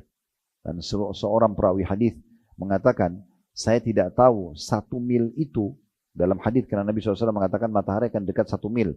1 mil itu jarak perjalanan kah yang 1,5 kilometer kurang lebih, atau mil yang dimaksud adalah orang-orang Arab kalau mau meletakkan kayu celak ya. Kalau ibu-ibu misalnya mau pakai celak, biasa kan pakai wadah ya, yang kayak kayu atau plastiknya, itu untuk ditaruh dekat mata. Nah kalau sudah dekat dengan mata begini untuk ditarik di antara dua kelopak mata kita, itu namanya mil dalam bahasa Arab. Nah apakah itu yang dimaksud atau memang jarak perjalanan? Tapi keduanya ini dua-duanya tetap sangat dahsyat panasnya pada saat itu. Dan bagaimanakah kondisi panasnya bumi saat itu? Dan keringat yang mengalir pada padang Sahara hingga mencapai 70 hasta. Padahal setiap manusia tidaklah mendapatkan tempat kecuali sebatas tanah untuk memijakkan kedua kakinya. Maka bagaimanakah kondisi manusia saat itu dengan keringat dan peluh mereka, padahal mereka berbeda-beda kadar peluhnya. Sesungguhnya hal tersebut adalah suatu perkara yang membuat akal terkesima dan menunjukkan akan besarnya kekuasaan Allah pada hari itu. Pada saat itu manusia sangat membutuhkan naungan dan yang dapat menaungi dirinya, hingga hadirlah sedekah lalu menaungi pelakunya. Sebagaimana disebutkan, nah ini dalilnya ya, dari hadits Uqbah bin Amir radhiyallahu anhu, beliau mengatakan, aku mendengarkan Rasulullah sallallahu alaihi wasallam bersabda, kullu mri'in fi dhilli sadaqatihi hatta yufsala bainan nas. Kullu mri'in fi dhilli sadaqatihi hatta yufsala bainan nas, au qala hatta yuhkama bainan nas. Setiap orang berada di bawah naungan sedekahnya pada hari kiamat hingga ya diadili oleh Allah. Atau beliau bersabda hingga keputusan di antara manusia ditetapkan di mahkamah Allah pada hari kiamat. Diriwayatkan oleh Ibnu Huzaimah dan disahihkan oleh beliau. Kemudian selanjutnya, perawi hadis ini bernama Abu Khair. Beliau setelah membaca hadis ini, beliau tidak pernah melewatkan 1 hari pun kecuali keluar bersedekah, walaupun hanya dengan sepotong kue atau sebutir bawang, supaya bisa mendapatkan naungan di hari kiamat di mahsyar. Dan kita tahu juga hadis yang masyhur riwayat Bukhari Muslim tentang 7 golongan yang akan Allah naungi hari kiamat, tidak ada naungan kecuali naungan Allah. Dari 7 golongan ini, salah satunya adalah orang yang bersedekah dengan tangan kanannya sampai-sampai tangan kirinya tidak mengetahui apa yang dikeluarkan oleh tangan kanannya. Ini bahasa kiasan ya. Artinya memang tangan kiri, tangan kanan ini tetap aja sama-sama, walaupun mereka tidak mungkin dipisahkan gitu ya. Kayak dia satu tubuh sama kita. Tetapi diibaratkan kalau tangan kanan keluarkan, tangan kiri tidak tahu, berarti menandakan memang luar biasa ya, dia merahasiakan sedekahnya itu. Yang ketiga, sedekah itu akan menghindarkan dari segala jenis musibah dan juga menjauhkan dari kematian buruk, su'ul khatimah. Jadi kalau mau selamat dari segala macam ujian, sering sedekah. Bahkan kalau sedang ada ujian, segera obati dengan sedekah. Segera cari sumber-sumber sedekah, keluarkan sedekah. Itu akan mempercepat kita keluar dari masalah kita. Dan itu disebutkan dari hadits Abu Umamah radhiyallahu anhu, bahwasanya Rasulullah SAW bersabda, "Sana'il ma'rufi taqi masari as-su, wa sadaqatus sirri tudfi ghadab ar-rabb, wa silatur rahim tazidu fil umur." Perbuatan-perbuatan baik akan menghindarkan diri dari pintu-pintu keburukan, ya, semua pintu-pintu masalah. Sedekah yang tersembunyi akan memadamkan amarah Rabb. Jadi kalau Allah marah dengan kita karena ada pelanggaran, maka selain tobat kepada Allah, sedekah itu segera bisa memadamkan amarahnya Allah. Allah tidak akan jadi marah dengan kita ya, atau menghukum. Dan menyambung tali silaturahim adalah menambah umur. Hadis riwayat Tabarani dalam Mu'jam al-Kabir dengan sanad hasan, dan dihasankan oleh Syekh Albani dalam Sahihul Jami' hadis ini. Kemudian Ibnu Abil Ja'ad berkata rahimahullah, sesungguhnya ya, menanggapi hadis itu ya, sesungguhnya sedekah itu bisa menghindarkan dia dari 70 pintu musibah dan keburukan. Satu kali sedekah menurut beliau bisa menyelamatkan dari 70 pintu masalah. Dan juga Anas bin Malik meriwayatkan sabda Nabi SAW, "Inna sadaqata la tudfi'u ghadab ar-rabb wa tadfa'u an mitatis su." Ketahuilah, kata Nabi SAW, sedekah itu benar-benar akan memadamkan marahnya Allah, amarahnya Allah. Karena kan kalau kita buat dosa, Allah marah. Nah, untuk meredam itu selain tobat, segera kembali meninggalkan dosa itu, kita juga bersedekah. Dan sedekah itu juga kata Nabi SAW bisa menolak kematian yang buruk atau su'ul khatimah. Nah, ini penting sekali untuk kita garis bawah ya. Sebagian ulama menanggapi perkataan atau sabda Nabi SAW bisa menolak kematian buruk. Seperti Ibnul Arabi Al-Maliki rahimahullah berkata, dan hakikat dari kematian yang buruk adalah kematian dalam kondisi bermaksiat. Supaya jangan sampai kita mati dalam maksiat, maka sedekah bisa membantu, itu maknanya. Al-Mubarakfuri, seorang ulama lain mengatakan, Al-Iraqi berkata, Al-Mubarakfuri menukil perkataan Al-Iraqi. Al-Iraqi ulama juga, Al-Mubarakfuri juga ulama gitu ya. Kata Al-Iraqi, dinukil oleh Al-Mubarakfuri, secara zahir, maksud kematian yang buruk adalah kematian yang mana Rasulullah SAW berlindung kepada Allah darinya. Seperti berupa hancurnya tubuh, mati karena terjatuh, tenggelam, kebakaran, tergoda syaitan saat menghadapi maut sehingga tidak bisa mengucapkan la ilaha illallah, dan terbunuh saat lari dari medan perang, dan yang jenis-jenis yang seperti ini. Kemudian yang keempat, sedekah itu adalah bukti daripada keimanan. Ini tadi sempat kita singgung di awal ya. Jadi betul-betul orang yang mau sedekah itu berarti ada iman dalam hatinya. Karena tidak mudah orang mau memberi sesuatu gitu ya. Kecuali memang karena dorongan keimanannya. Ini kita bicara, tidak bicara yang riya, tapi orang yang ikhlas karena Allah. Orang yang mau mengejar pahala itu betul karena keimanannya. Sejalan dengan makna sabda Nabi SAW, hadis yang sahih diriwayatkan oleh Imam Muslim, At-tuhuru syatrul iman. Bersuci itu, ya, maaf cebok, kemudian wudu, mandi junub misalnya, mandi dari haid, itu adalah sebagian daripada iman. Walhamdulillahi tamla'ul mizan. Mengucapkan alhamdulillah benar-benar akan memenuhi timbangan amal pada hari kiamat. Maksudnya saking besarnya pahalanya. Kalau digabung wa subhanallahi walhamdulillahi tamla'ani atau tamla'u ma bainas samawati wal ard. Kalau orang membaca ya subhanallah dan alhamdulillah, dua ini digabungkan, maka benar-benar akan memenuhi antara langit dan bumi ya. Kemudian dikatakan wassalatu nur. Salat itu adalah cahaya kehidupan. Kemudian dikatakan wassadaqatu burhan. Ini yang jadi saksi bahasan kita. Sedekah adalah bukti nyata terhadap keimanan seseorang. Wassabru dhiya, sabar itu pelita hidup. Wal Qur'anu hujjatun laka au alaik. Quran itu bisa menjadi penolongmu atau bahkan menjadi pencelakamu. Ya. Karena kalau kita tidak amalkan isinya, cuek dengan apa yang dalamnya, maka bisa mencelakakan kita gitu ya. Kemudian kullun nasi yadghu fabai'u nafsahu famu'tikuha au mubikuha. Dan setiap manusia itu berusaha untuk menjual dirinya, menyelamatkan dirinya. Maka di antara mereka ada yang membebaskan dengan kebaikan-kebaikan dan ada juga yang menghancurkan dengan dosa-dosa. Imam Nawawi menanggapi hadis ini seraya mengatakan, arti daripada burhan, kan tadi dikatakan wassadaqatu burhan, sedekah itu adalah bukti nyata keimanan.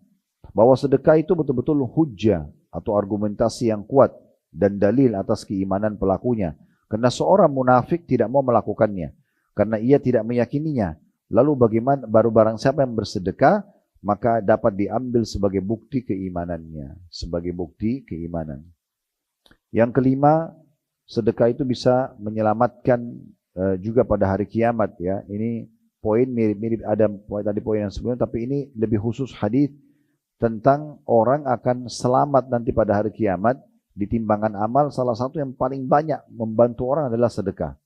Salah satunya, tentu amal-amal juga banyak yang lain, tapi sedekah banyak sekali membantu orang selamat pada hari kiamat. Sesuai dengan sabda Nabi SAW menukil perkataan Nabi Yahya alaihissalam. Tentu hadis ini panjang sekali, tapi kita ambil saksi bahasannya. Karena hadis ini Allah perintahkan kepada Nabi Yahya untuk menyampaikan kepada Bani Israel di Masjid Aqsa perintah-perintah. Cukup banyak perintahnya, panjang hadisnya. Kemudian Nabi Yahya sempat telat menyampaikan, Allah turunkan firman-Nya Jibril kepada Isa alaihissalam untuk menegur Yahya alaihissalam, sampaikan, kalau tidak maka Isa yang menyampaikan. Maka Nabi Yahya pun mengatakan, saya akan menyampaikan. Dikumpulkanlah semua orang di Baitul Maqdis, kemudian beliau baru menyampaikan ceramahnya. Nah, salah satu dari potongan panjang sekali hadis itu, wa amurukum bis sadaqah. Dan aku ingatkan kalian untuk segera bersedekah. Segera, bukan ditunda. Langsung segera sedekah. Fa inna mathala dzalika kamathali rajulin asarahu al-adu fa'awthaka yadahu ila unuki wa qaddamahu liyadribu unuqa faqal. Karena perumpamaan kalian ini adalah seperti orang yang sedang ditangkap oleh musuh lalu dibelenggu kedua tangannya di lehernya dan akan ditebas lehernya, ya. Seperti orang kalau meninggal kemudian dia akan menuju ke neraka ini, sudah akan menghadapi kematian depan matanya. Lalu dia mulai negosiasi dan mengatakan faqal ana afdihi minkum bil qalil wal katsir fa fadha nafsu minhum. Lalu dia mengatakan saya coba tebus diri saya dengan yang saya miliki dari harta. Teruslah dia sedekah, dia keluarkan, dia tebus dirinya dengan yang sedikit dan banyak sampai akhirnya dia lolos.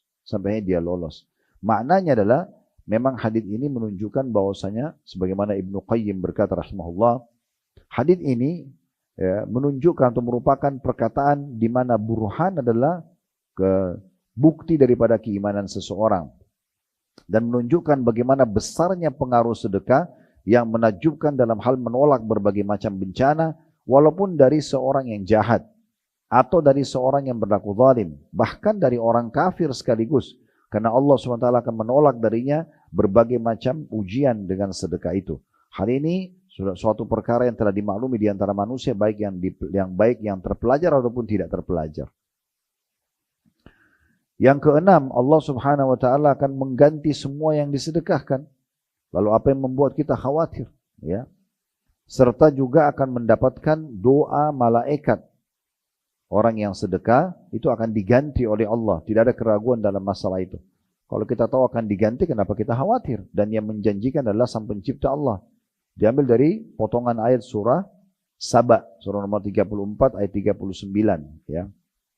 Atau kita baca kalau lengkap ayat 39 ini bunyinya begini, surah Saba, surah nomor 34 ayat 39, Qul inna rabbi yabsutur rizqa liman yasha'u min ibadi wa yaqdiru lah, wa ma anfaqtum min syai'in fahuwa yukhlifu wa huwa khairur raziqin.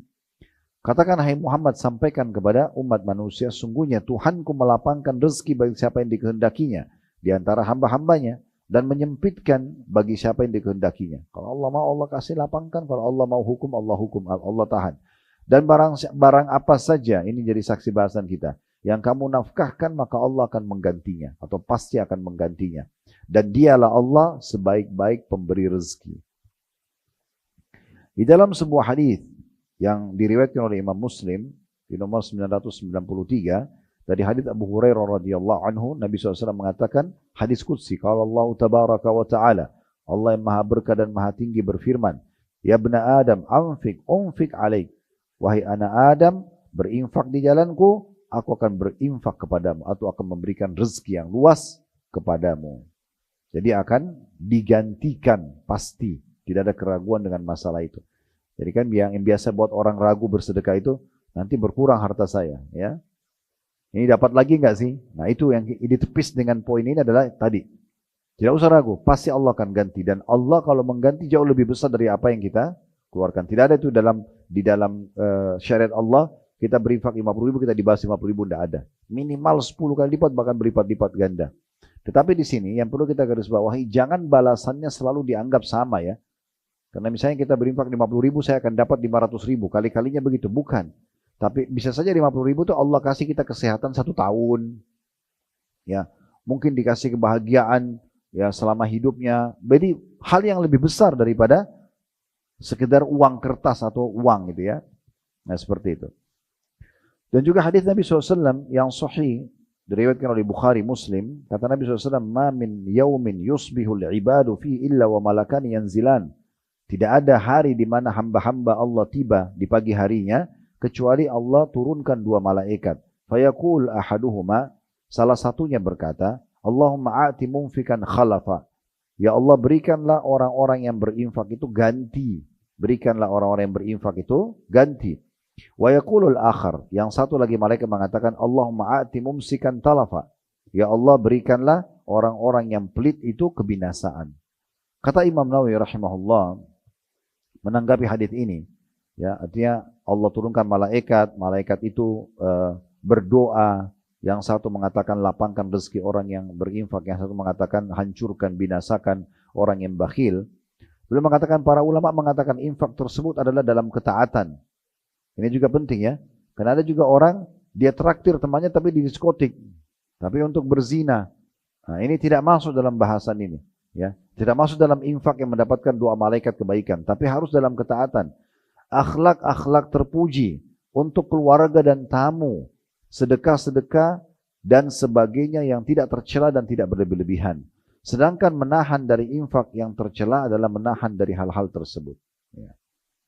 Kemudian Ibnu Hajar mengatakan, potongan hadis dan malaikat yang kedua mengatakan, dan ya Allah berikanlah kebinasaan kepada orang yang kikir.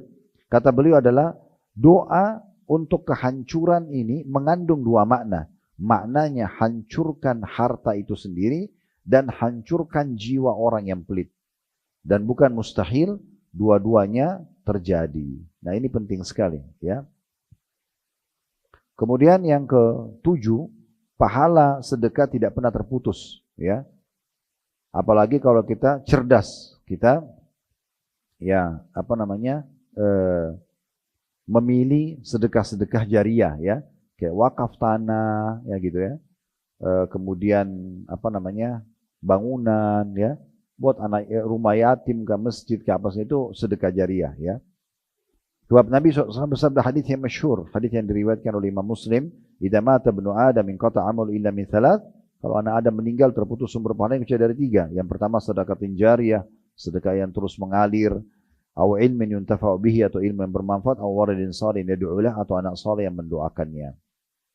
Yang terakhir, yang kedelapan, dipastikan sedekah akan membersihkan dosa-dosa yang akhirnya menyelamatkan dari hukuman terhadap dosa tersebut dan menambahkan rezeki ya, ataupun mengembalikan fasilitas yang tertahan kena dosa itu. Ini yang kedelapan. Jadi sedekah dipastikan membersihkan dosa-dosa yang pasti. Kalau dosa dimaafkan dan dibersihkan, kita selamat dari hukuman dosa itu, plus juga kita akan mendapatkan fasilitas yang tertahan kena dosa itu. Karena ada juga orang fasilitas rezekinya tertahan kena dosa yang dia lakukan. Sesuai dengan hadis Muadz bin Jabal radhiyallahu anhu, di mana Nabi SAW bersabda, as-sadaqatu tudfi'ul khati'ah kama yudfi'ul ma'un nar. Benar-benar sedekah itu menghapus kesalahan dosa-dosa sebagaimana air memadamkan api. Ya, diriwayatkan oleh Tirmidzi dan disahihkan oleh ya, Syekh Albani. Kita tambahkan sedikit sebagai penutup. Setelah ini silakan kalau ada yang mau bertanya tentunya ya, bahwasanya bagaimana sikap ya para salafus saleh juga dalam masalah sedekah itu sendiri ya. Sebagai contoh misalnya, infaknya Utsman bin Affan yang sangat masyhur. Utsman bin Affan ini betul-betul tidak peduli lagi dengan uang yang dikeluarkan di jalan Allah tanpa pamrih lagi. Tidak ada perhitungan. Karena keyakinan yang sangat dalam hatinya, kalau dia akan mendapatkan balasan dari Allah, ganti dari Allah, dan ini akan diterima balasan di hari kiamat. Makanya di perang Tabuk, salah satu contoh ini ya, padahal banyak sekali infak beliau. Sampai Nabi SAW menjamin surga setelah itu. Langsung dijamin cash pada saat itu. Kata Nabi SAW, siapa yang mau berinfak? Kita lagi butuh tunggangan. Waktu itu ada 30.000 pasukan yang akan bergerak dari Madinah. Semua butuh bantuan gitu ya. Terutama tunggangan, unta, kuda gitu kan. Berikut juga butuh pedang, butuh perisai, butuh bekal makanan. Perjalanan ke Tabuk jauh sekali dari Madinah. Bisa mungkin sebulan perjalanan baru sampai. Belum lagi berperang, belum lagi pulang lagi dari sana. Maka Utsman bin Affan datang mengatakan, ya Rasulullah, saya berinfak dengan 10 ekor kuda. Berikut semua perlengkapannya.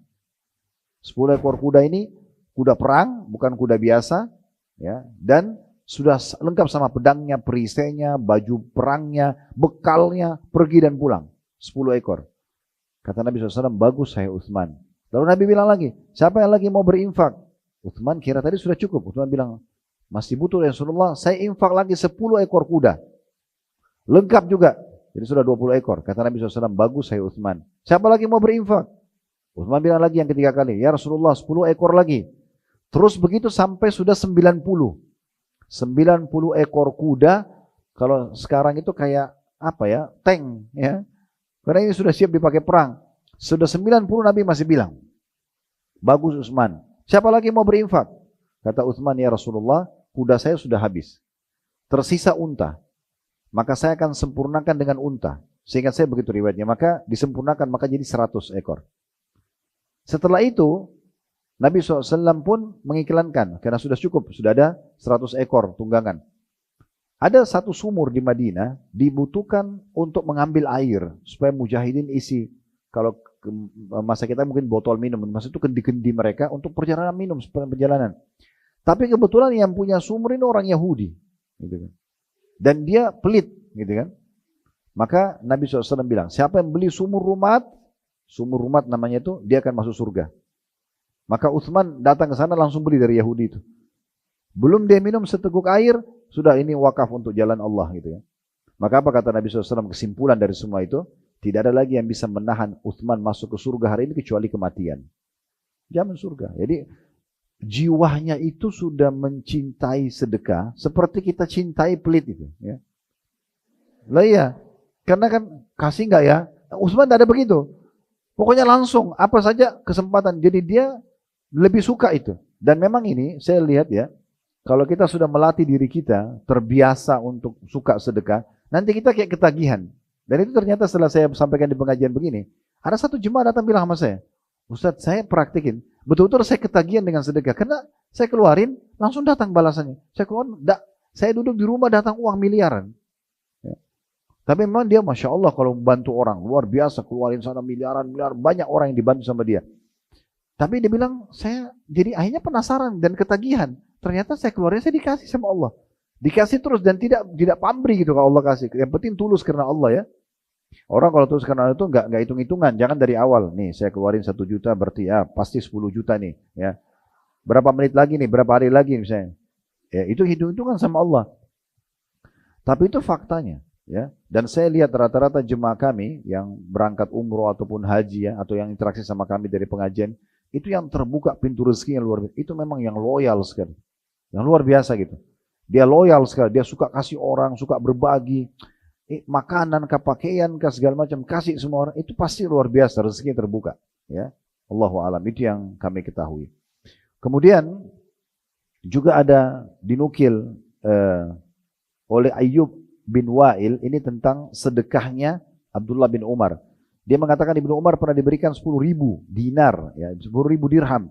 Lalu dia membagi-bagikan harta tersebut. Keesokan harinya ia meminta makanan untuk binatang yang dikendarai dengan 1 dirham. Karena nggak punya lagi. Dia habiskan di jalan Allah apa yang dia miliki. Dan Abu Nuaim menukil mengatakan dari Muhammad bin Qais, tidaklah Abdullah bin Umar makan kecuali bersama dengan orang-orang miskin, hingga hal tersebut mempengaruhi kesehatan tubuhnya. Padahal dia punya harta, karena sukanya berinfak. Dan dinukil juga bagaimana beliau pernah keluar membawa kain sutra dikasih oleh orang. Dia jalan, ditaruh di pundaknya, dia pulang sudah nggak ada. Kain sutra itu mahal sekali harganya waktu itu. Dan waktu ditanya, mana kain sutra Anda tadi ditanya oleh anaknya, dia mengatakan, tadi sudah diberikan kepada satu orang miskin yang butuh. Jadi dia kasih tanpa melihat ini orang layak nggak sih? Dikasih. Pokoknya orang itu minta dikasih sama dia. Jadi sampai pada tingkat seperti itu. Dan luar biasa. Bagaimana Ummul Mukminin Aisyah juga melakukan hal yang sama. Suka sekali berinfak dengan apapun yang beliau miliki dan sangat terkenal. Setiap kali dikirimkan harta kepada Ummul Mukminin, maka beliau selalu saja mengeluarkan dan memberikan yang terbaik di jalan Allah Subhanahu wa taala. Dan cukup banyak kisah-kisah, saya tutup dengan ini. Di antaranya kisah Abu Dahdah radhiyallahu anhu di mana pada saat turun firman Allah Subhanahu wa taala surah Al-Baqarah ayat 245. Jadi Abu Dahdah ini termasuk sahabat yang cepat sekali responnya pada saat turun firman Allah ini. Orang yang pertama merespon ayat ini dia, Al-Baqarah 245. Man dzalladzi yuqridullaha qardan hasana. Artinya siapakah yang mau memberi pinjaman kepada Allah dengan pinjaman yang baik? Maksudnya dengan menafkahkan di jalan Allah. Maka Abu Dahdah radhiyallahu anhu datang kepada Nabi SAW mengatakan, wahai Rasulullah, apakah Allah meminta pinjaman dari kita? Ya, Allah Maha Kaya. Maka Nabi SAW mengatakan, benar wahai Abu Dahdah. Iya. Allah berfirman begitu. Ya, tapi pinjaman bukan seperti yang kita fahami. Kita memberikan kepada Allah, tapi kita memberikan di jalan Allah. Allah anggap itu pinjaman. Lalu dia pun mengatakan, ya Rasulullah, tolong perlihatkan tangan Anda. Lalu dia mengambil tangan Nabi SAW seraya mengatakan, saya telah memberi pinjaman kepada Allah berupa kebun saya. Kebunnya berisi 600 pohon kurma. Jadi perlu Bapak Ibu tahu, sampai hari ini ya, dari zaman dulu sampai hari ini, orang di Timur Tengah itu, di Saudi secara khusus, dianggap kaya kalau sudah punya kebun kurma. Kalau cuma punya mobil mewah, rumah besar itu masih dianggap biasa. Kalau punya kebun kurma, karena kurma ini pohonnya mirip kelapa, umurnya panjang, dan dia tidak habis-habis. Ya. Dia mengeluarkan kurma yang basah, mengeluarkan kurma yang kering. Nah kalau kurma yang basah memang umurnya pendek. Beberapa hari dia sudah matang, kalau tidak taruh di freezer, kalau mungkin kita rusak. Tapi kalau kurma kering itu bisa tahunan. Pernah beli kurma taruh di rumah, setahun, 2 tahun, masih nggak apa-apa gitu ya. Nah jadi memang dia sangat menguntungkan. Di kebun kurma ini dia punya 600 pohon kurma. Orang sekarang kalau punya pohon 20-30 pohon kurma itu sudah luar biasa. Ini 600 pohon kurma. Lalu dia menuju ke kebunnya, lalu dia mengatakan kepada istrinya, wahai Ummu Dahdah, keluarlah dari kebun ini, karena sesungguhnya aku telah memberikannya kepada Allah sebagai pinjaman. Lalu Nabi SAW mengatakan, kam min azkin radahin di Abi Dahdah fil jannah. Betapa banyak pohon-pohon kurma balasan dari Allah yang lebat buahnya untuk Abu Dahdah di surga nanti. Dan Nabi ulangi beberapa kali. Dalam riwayat lain, dari Anas radhiyallahu anhu beliau mengatakan, seorang laki-laki berkata, tapi ini juga kisah sebenarnya Abu Dahdah. Wahai Rasulullah, sesungguhnya si fulan memiliki pohon kurma, sedangkan saya berkeinginan membangun kebun di tempatnya. Maka suruhlah dia untuk memberikan tempat tersebut untukku, sehingga aku dapat membangunnya. Lalu Nabi SAW bersabda, a'tihi iyahu binakhrin fil jannah. Jadi ada satu orang punya pohon kurma, tapi dia nggak mau lepas pohon kurma ini. Ada satu saudara muslim ingin membangun di situ. Maka dia datang kepada Rasulullah, tolong bilang sama pemilik kurban ini. Dia jual, dia kasih ke saya, pokoknya pohon kurma ini kalau tidak dikasih ke saya nggak bisa membangun. Maka Nabi bilang kepada orang yang punya pohon kurma, kasih ini, sedekahkan kepada saudaramu, saya akan jamin kau balasan pohon kurma di surga. Tapi uniknya orang itu nolak, dia nggak mau. Ya. Kemudian Abu Dahdah berkata kepada laki-laki tadi, yang Nabi sedang negosiasi satu pohon kurma, jual pohon kurmamu itu dengan bayaran kebunku yang berisi 600 pohon kurma. Ini pohon kurmamu satu karena Rasulullah yang minta, kasihkan Rasulullah, biar Rasulullah kasih orang itu, saya kasih kau 600 pohon kurma. Ambil sebagai sedekah di jalan Allah. Jadi kan? Maka laki-laki tersebut terima. Bagaimana tidak? Satu pohon diganti dengan 600 gitu ya. Lalu Abu Dahdah datang kepada Nabi SAW, saya mengatakan, wahai Rasulullah, saya telah membeli pohon kurma yang satu itu dengan bayaran kebunku lengkap semua, 600 pohon kurma. Maka berikanlah pohon itu kepada anak yatim tersebut, anak tadi yang minta itu. Karena saya telah menyerahkannya kepada anda. Maka Nabi SAW mengatakan, kam min azkin radahin di Abi Dahdah fil jannah. Berapa banyak pohon-pohon kurma yang lebat buah-buahnya buat Abu Dahdah di surga.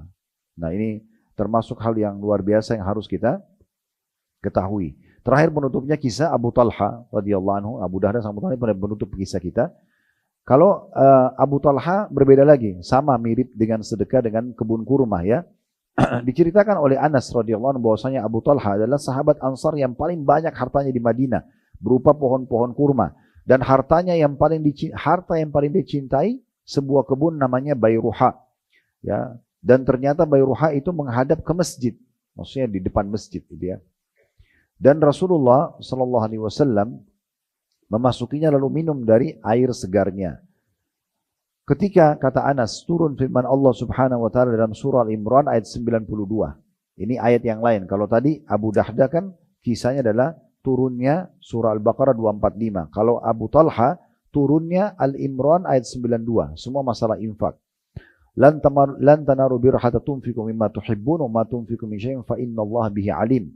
Kamu sekali-kali tidak sampai pada kebaikan yang sempurna. Tidak bisa kamu dapatkan pahala sempurna sebelum kamu menafkahkan sebagian harta yang paling kamu cintai. Kalau mau sempurna balasannya, cari yang paling kita suka, infakkan itu yang paling kita sukakan di jalan Allah gitu ya. Dan apa saja yang kamu nafkahkan atau infakkan jalan Allah, sungguhnya Allah mengetahuinya. Maka beranjaklah Abu Talha radhiyallahu anhu pada saat mendengar ini, ayat ini kepada Rasulullah SAW mengatakan, sesungguhnya Allah berfirman, lan tanaru birra hatta tunfiqu mimma tuhibbun. Kamu sekali-kali tidak akan mendapatkan maksimal balasan sampai kau infakkan apa yang paling kau cintai. Al-Imran 92. Sesungguhnya harta yang paling aku cintai adalah kebun Bayruha. Maka hartaku itu menjadi sedekah karena Allah. Sudah aku sedekahin untuk Allah. Aku berharap kebajikan darinya dan ganjaran di sisi Allah. Maka pergunakan ya Rasulullah. Silakan Anda yang atur, mau diberikan di mana saja, yang terbaik. Maka Nabi SAW bersabda, Bakhin, dzaka malun rabih. Dzalika malun rabih. Wa qad sami'tu ma qulta. Wa inni ara an taj'alaha fil aqrabin. Faqala Abu Talha, af'al ya Rasulullah. Bagus sekali. Sungguh harta yang beruntung. Inilah harta yang paling beruntung. Sungguh aku telah mendengar apa yang kau sampaikan. Artinya kau sudah sedekahkan jalan Allah. Dan aku berpendapat agar engkau bersedekah kepada kerabatmu. Lalu Abu Talha pun membagi-bagikannya. Seraya mengatakan aku lakukan ya Rasulullah. Kemudian beliau pun membagi kepada seluruh kerabatnya. Tentu masih banyak sekali kalau kita mau bahas tentang masalah keutamaan sedekah ya. Di antaranya siapapun yang mengalami penyakit selama ini belum pernah sembuh. Maka jangan cuma andalin pengobatan dokter ya. Coba sedekah niat untuk sembuhin penyakit kita. Ya, itu ada hadisnya ya. Hadis yang Abdullah bin Umar beliau mengatakan Rasulullah SAW bersabda, "Dawu mardakum bis sadaqah wa hassinu amwalakum biz zakah wa iddu lil bala'i du'a." Obatilah orang-orang sakit di antara kalian dengan sedekah. Bentengilah harta kalian dengan zakat. Dan siapkanlah doa untuk menghadapi musibah-musibah. Ini diriwayatkan oleh Al-Baihaqi dan sebagian ulama umumnya menghasankan riwayatnya. Jadi ini juga termasuk solusi yang terbaik kalau menghadapi musibah. Allahu a'lam. Baik, kalau ada benar dari Allah silakan diamalkan. Kalau ada salah dari saya mohon maaf dan istighfar kepada Allah Subhanahu wa taala. Subhanakallahumma bihamdika asyhadu an la ilaha illa anta astaghfiruka wa atubu ilaik. Wassalamualaikum warahmatullahi wabarakatuh. Majelis Bijak, meneduhkan hati, mencerahkan jiwa.